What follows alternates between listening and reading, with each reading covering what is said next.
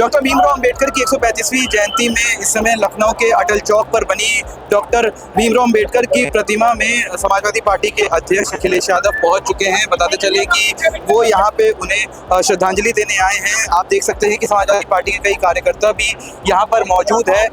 भारी संख्या में यहाँ पे समाजवादी पार्टी के कार्यकर्ता यहाँ पहुँच चुके हैं।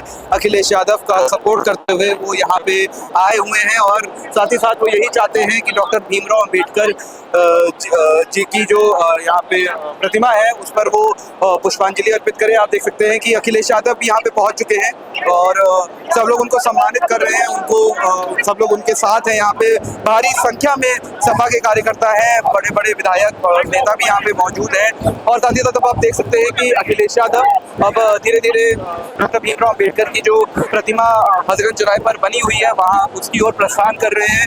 वो यहाँ पर आकर माल्यार्पण करेंगे।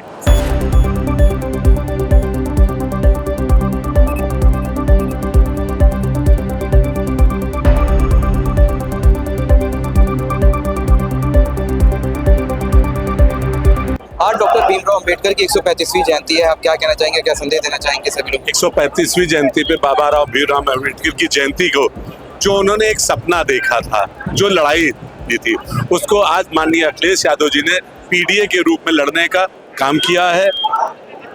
दलित वंचित को जो है हक दिलाने का काम माननीय अखिलेश यादव जी किया जा रहा है।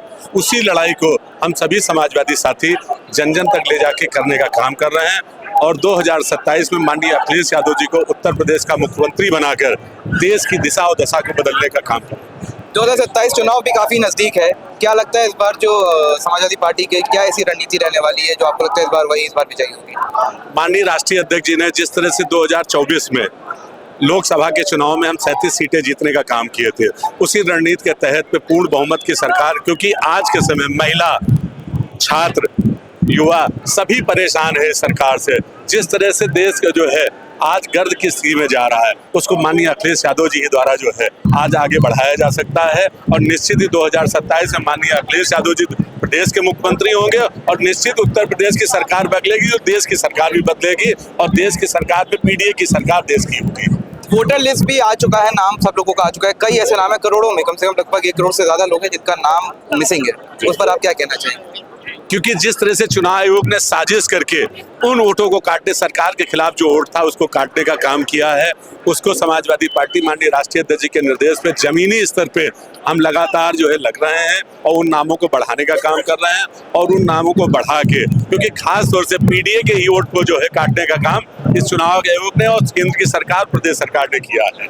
उस वोट को बढ़ाकर हम 2027 में माननीय अखिलेश यादव जी की सरकार बनाएंगे और ये बाबा साहब भीमराव अम्बेडकर जी का संविधान केवल कागज नहीं है, वो लोहे की तलवार है जो समय समय पर हमें सम्मान दिलाने का काम करती है। संविधान हमारे लिए ढाल है, संविधान हमारी संजीवनी है, संविधान हमें न्याय दिलाता है। संविधान बाबा साहब का वो है जो हमें आगे बढ़ने का और बराबरी का मौका देता है। संविधान हमारा रक्षक है और संविधान के लिए हम लोग लगातार बचाने के लिए बाबा साहब भीमराव अम्बेडकर जी के सिद्धांतों को आगे बढ़ाने का काम करेंगे।